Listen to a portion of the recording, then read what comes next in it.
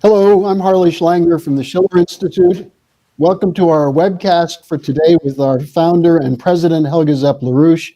It's November 30th, 2019, and the strategic situation continues to evolve in both dangerous ways, but also ways where there's an opportunity to completely outflank the coup that's being run in the United States and elsewhere. One of the more important developments is an article in Consortium News by Scott Ritter, a member of the VIPs, the Veteran Intelligence Professionals for Sanity, in which he outlined what is very clearly how the coup worked. And it's done in a way that it unmistakably shows that this was a very intricate, complex conspiracy run by the old Obama intelligence crew and so on. So Helga, why don't we start with that, what Scott Ritter had to say. Well, there has been quite a number of articles of people who discuss the coup, the attempt to overthrow the US government. All of this is practically not covered at all in the mainstream media in Europe. And naturally, in the United States, the mainstream media are part of the cabal involved in this. So I think this article you just referred to by Scott Ritter, who, if people remember, Scott Ritter was a person who was in charge of UN weapons inspection in Iraq. And he was a whistleblower in 2003 by saying that there were absolutely no weapons of mass destruction in Iraq. So he has a reputation, of coming out in extremely crucial moments in history to speak the truth. So what he does in this article, and I must say this is a 41-page long article, which I really would urge all our viewers to go to this website and read it, because it is very clearly based on a well-connected network of sources, because it gives the inside story of what this whistleblower's story was. After all, his testimony, which is still secret, the guy's name is completely anonymous. Adam Schiff, the head of the Intelligence Committee, protects him as if he would be the most important jewel in the crown of the Queen. He doesn't want to have anybody know his name, which is sort of ridiculous, because his name, which I don't want to mention either, has been all over the internet. Everybody knows who it is. And what Scott Ritter does in this article, he describes the way how this whole development occurred without ever mentioning the name of the whistleblower. But he describes him as still being a very young man who nevertheless went to several positions in different security sections of the US intelligence, working in part for the National Security Council, for not national security, the National Security, the CIA, in various functions with Joe Biden, with Brennan, and he was in charge, relatively in a high-level responsible position for Ukraine and Russia policy. So he is clearly somebody who was in the middle of all the Russia and Ukraine operations in the Obama administration. And what this article, I think, does in a very special way, it interfaces the strategic shifts in US policy towards Russia with the role of this particular person, this whistleblower. And he ties it into the attempt by the Obama administration to use the time when Medvedev was president of Russia to go for a so-called reset of the Russia policy, trying to influence Medvedev. And at that time, it was really unclear, what was the relationship of Medvedev to Putin and so forth. But the whole thing really started in serious. One can say the prehistory of the present coup started when Putin became again president in 2012.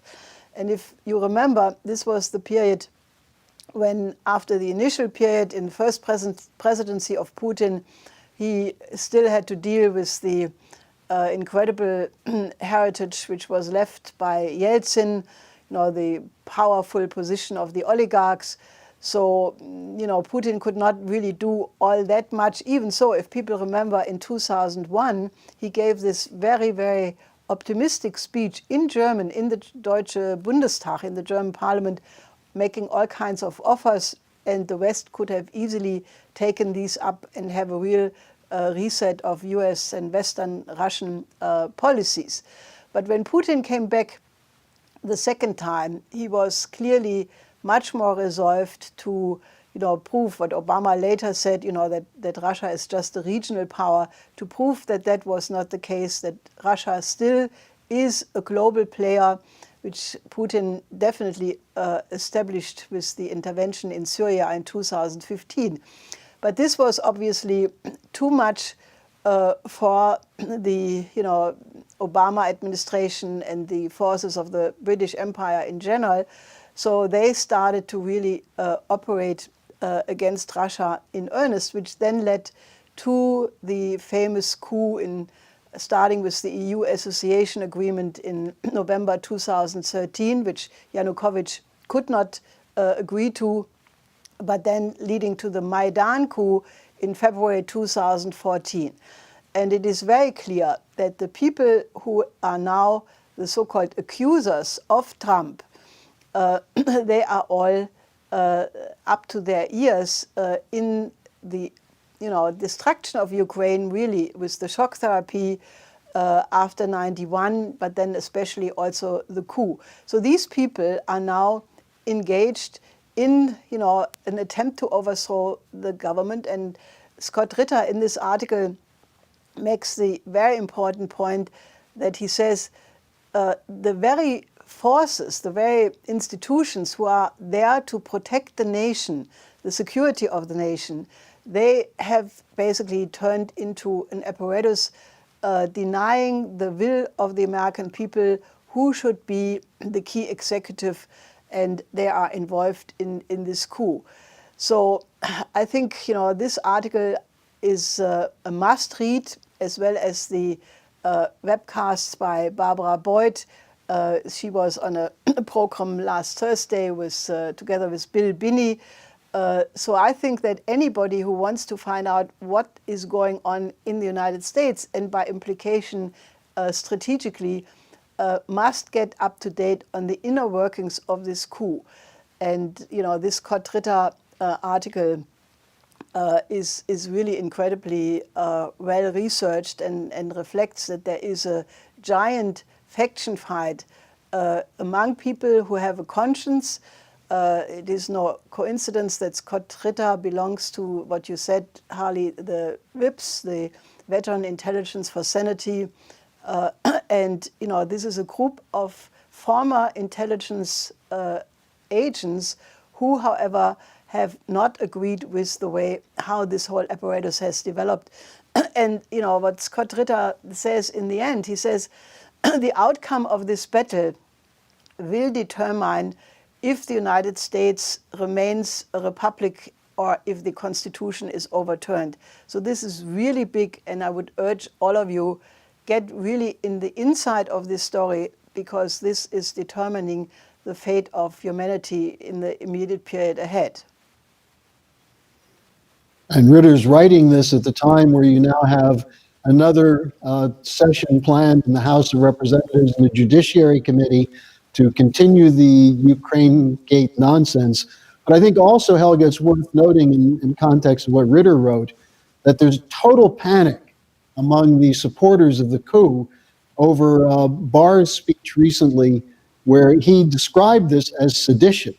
And the panic is not just that Barr said that, but that he's involved in an investigation which is looking into this and is probably overturning rocks, and the various snakes in the intelligence community are diving for cover. How do you assess this potential now to overturn the coup?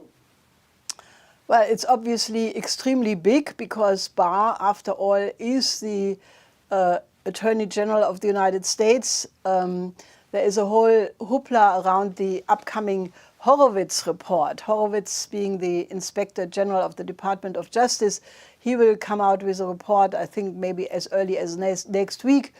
And people say, oh, there will be no proof of what Trump is asserting. However, Larry Johnson, who is another one of these whips, preempted that by basically saying, attacking an article in the New York Times, which said that this Horowitz report will prove nothing. So what Johnson basically says is maybe Horowitz does not confirm that these people were FBI agents because they were paid by the CIA.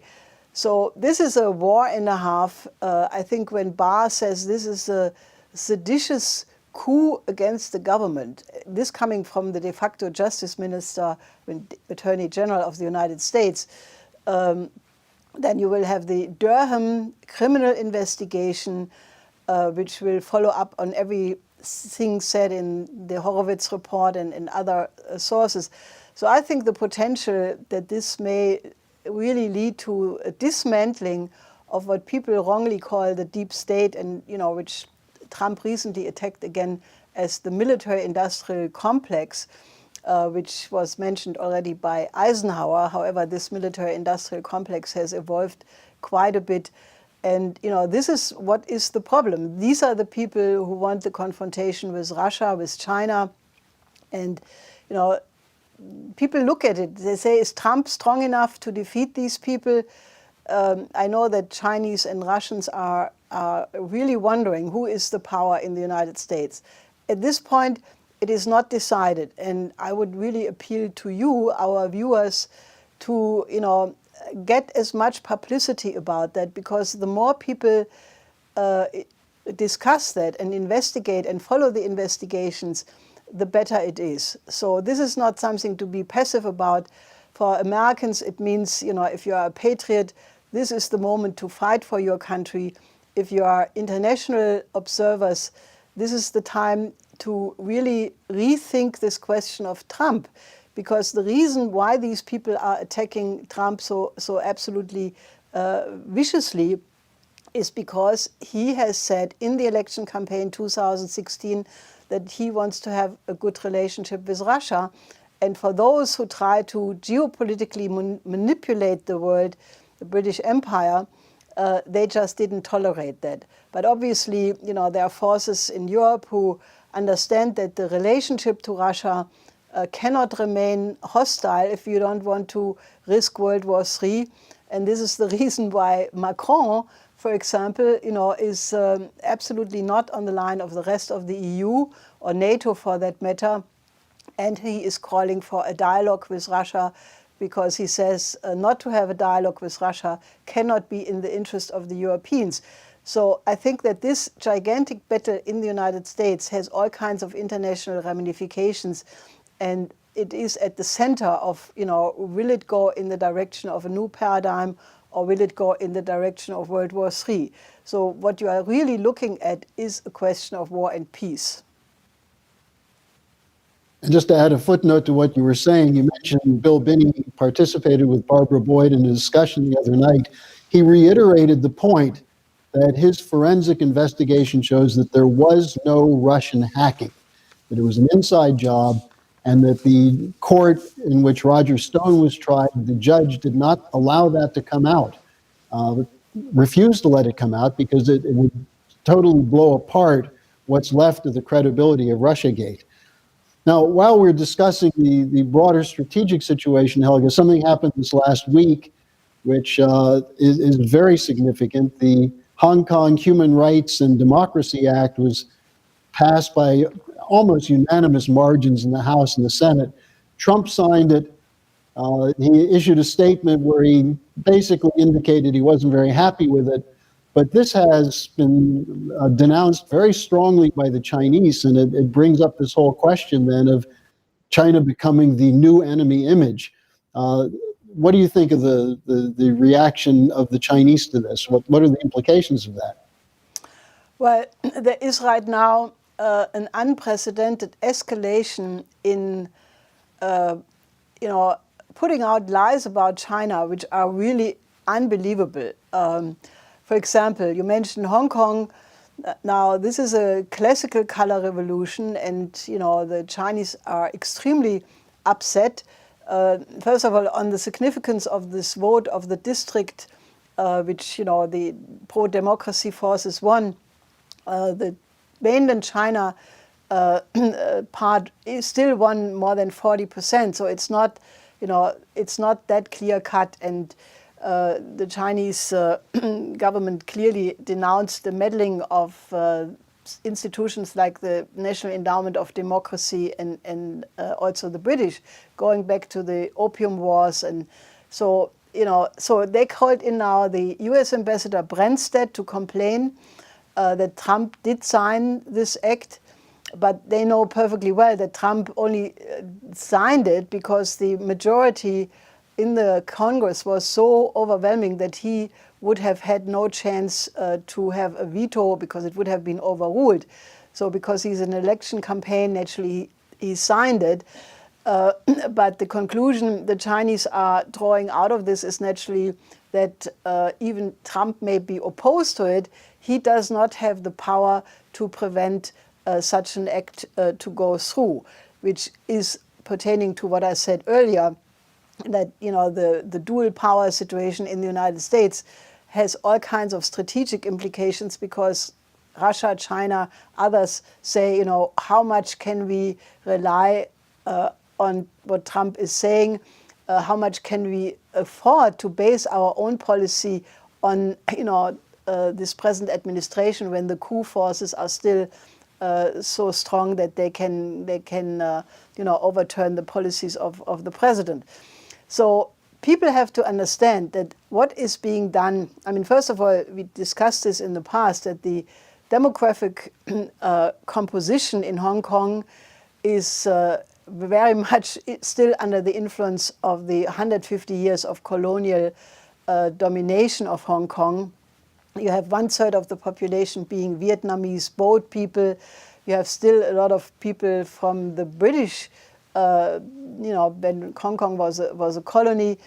And, remember that the Hong Kong population had no right to vote until the very end, when Chris Patten, the last governor of Hong Kong, decided to give a poison pill by allowing elections. And, with the clear implication that once you had the one country, two systems agreement, which is an interim agreement until Hong Kong will go to the mainland China, or to China in 2049, or 47 rather, that there would be time to manipulate it, which is exactly what we see right now.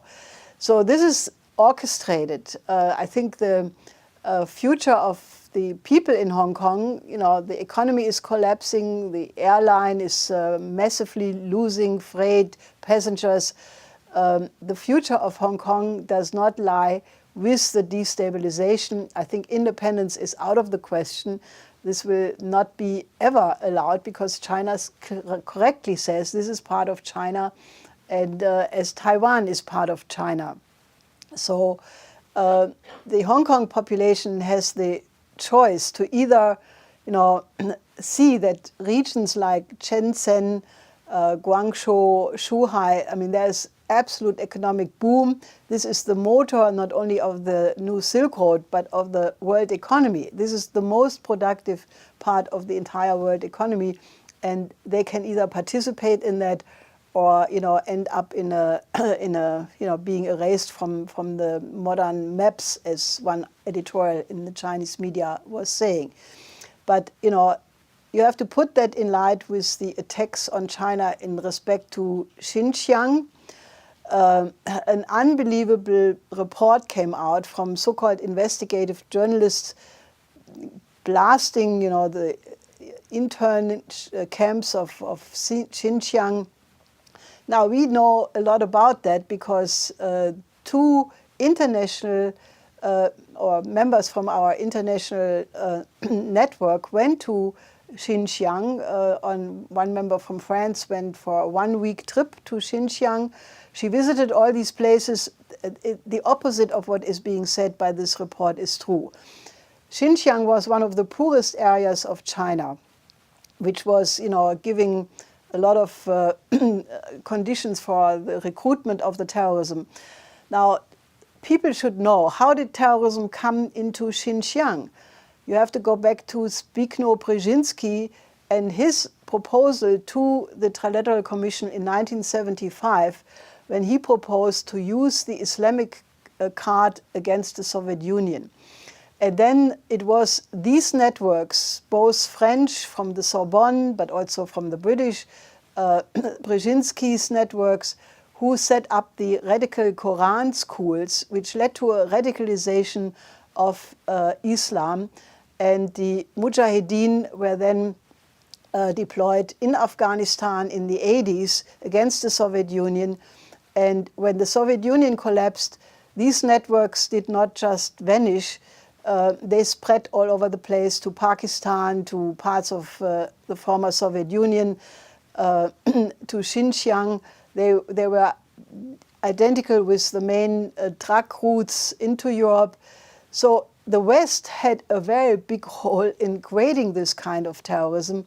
And on the other side, what China did is to bring economic development, have education for Muslims, for people who were before in the vicinity of this terrorism, and giving them a perspective of jobs, of a future. Now, what is better? How to get rid of terrorism? Is it through economic development, or is it by sending in the troops and having troops for 19 years, like in some Mideast countries, and then leaving without having accomplished anything? So I think the Chinese approach has definitely been very good. And then we had another member who also went there for almost a week. And many journalists from Pakistan, from Geneva, from diplomats from many countries visited Xinjiang, and the report they give is all quite different. And people, again, form your own opinion and understand that the present escalation against Russia and China is very dangerous and can be only called a pre-war orchestration, because if you want to eventually make war, you have to create an enemy image. So I think this is really very, very important. People always ask me, why are you so naive about China? Well, we just published a pamphlet, which you also should get, and we put the link under this webcast, where we first of all detail who are the networks behind this propaganda campaign. And I wrote in an article that people should appreciate the fact that China, in the last 40 years, has undergone the most incredible transformation from extreme poverty. And in this pamphlet, I'm very proud, I have a picture which I took in '71 in China when I was traveling there. Very poor men pulling a rickshaw with, big cargo, which was the usual kind of scene you could see. And besides that, you see a modern fast train, which are the most fastest and most modern fast trains you can imagine. And if you look at the difference in transport, between left you see the '71 Cultural Revolution picture, and right you see the most modern transport system in the world.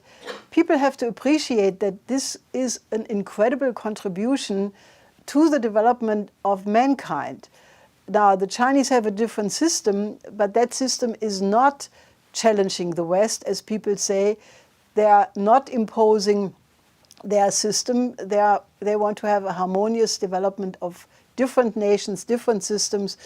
And I would really like, if you have any questions on my views on China, please send them to this webcast, and I will try to answer them the next time, because it is really important that this present anti-China campaign is understood for what it is. It's a last effort by the collapsing British Empire to go against a new paradigm which is clearly emerging. And don't fall for malicious propaganda which has only a warmongering aim. And the pamphlet again is called End the McCarthyite Witch Hunt Against China and Trump. And this is an important thing for people to read.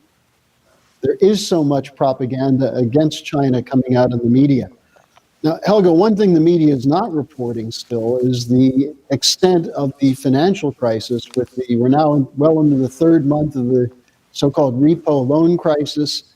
There's a big fight now in Europe. You brought up last week that it was somewhat interesting that Merkel did a complete turnaround on the European banking union. Where does this stand now? Well, I think it's an open secret, and if you talk to anybody in the field of finance, banking, I mean, people immediately admit the system is gone. It's not sustainable. The reason why they are pushing now the reform of the European Stability Mechanism and why Scholz and Merkel now all of a sudden agree to the European Banking Union is all the banks are bankrupt. And the ESM reform is supposed to save the banks through a gigantic, mixture of bailout, bail-in, hyperinflationary helicopter money. For example, the EZB is now buying bonds of Daimler. So, what else do you want to have? So, we need urgently a reform because Deutsche Bank is probably, at the center of this. The new head of Deutsche Bank, Christian Sewing, today is the 30th anniversary of the assassination of Alfred Herrhausen. And Sewing said, if Deutsche Bank would have followed the policies of Herrhausen, they would not be in the mess they are in today. Now, Herrhausen, I want to just remind people, this was on the 30th of November in 1989, where Herrhausen was shot by the so-called third generation of the Red Brigades, the Baader-Meinhof group, which never was established that they even exist. And there's a very good reason to think that they were never there, that it was really an intelligence operation. Because the assassination of Herrhausen, who had a completely different policy, he wanted to have debt relief for the Third World. He wanted to develop Poland, very much like my late husband, Lyndon LaRouche, to develop Poland with a completely different model in '89, based on the Kreditanstalt für Wiederaufbau, meaning not under the austerity regime of the IMF and the shock therapy, but giving credit, state credit for real investment in the real economy. So he was shot, and this was a clear signal at the time to Helmut Kohl in the middle of the transformation. The wall had just come down 3 weeks earlier, and everybody at that time understood that the assassination of Herrhausen was meant as a signal to Kohl not to continue in the direction of the 10-point program he had issued, not to have unification with a special relationship with Russia. And, this was a real turning point in the whole very historic moment of the process leading up to the German unification. So my late husband, Lyndon LaRouche, a couple of years ago, when Deutsche Bank already had a major crisis, basically said that the only way how to save Deutsche Bank is to go back to the policies of Herrhausen. Now, in the meantime, naturally, this has developed so far that you need an overall approach. You need a Glass-Steagall banking separation, and all the trouble of Deutsche Bank, came really from the British house of Deutsche Bank in London. And the worst kind of investment policies, which got Deutsche Bank so much in trouble, were coming from this British branch of Deutsche Bank in London. And that has to be sort of decoupled. Deutsche Bank must go back to be an industry financing bank in the tradition of Herrhausen, of Hermann Abs. But in the meantime, you need a total Glass-Steagall, and you need basically a return to the kind of national banking as it was existing with the Kreditanstalt für Wiederaufbau, leading to the reconstruction of Germany in the post-war period, the German economic miracle. And that needs to be done for every single European country and the United States for that matter. And then there is no reason in the world why this crisis cannot be solved. But you need that kind of a change. Well, and that's the basis of the 4 laws of Lyndon LaRouche, which emphasizes the absolute essential nature that an economy is not about money, it's not about statistics, it's about physical production, and especially the improvements in productivity based on scientific discovery.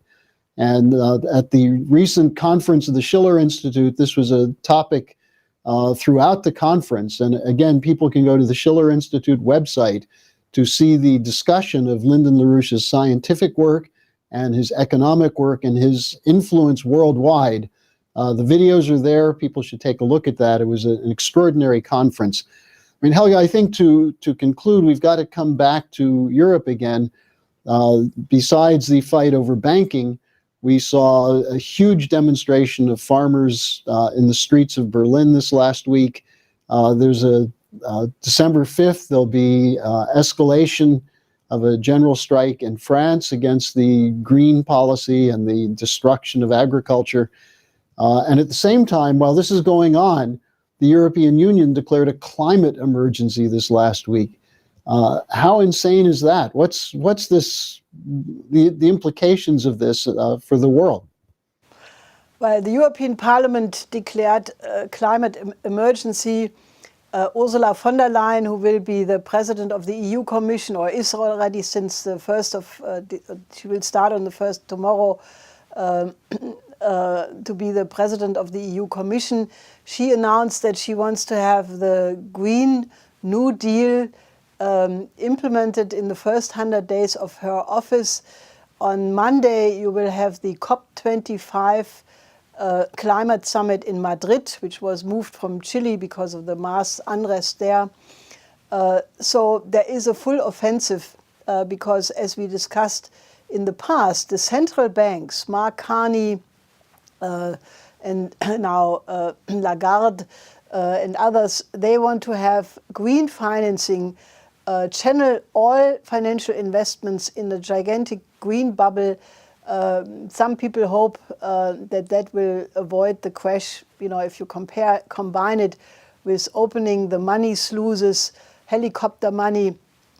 But this will be the end of the economy. I mean, if you go to green financing only, the only reason why the German Mittelstand could survive the 2008 crisis is because you had the savings and loans banks providing credit for the real economy.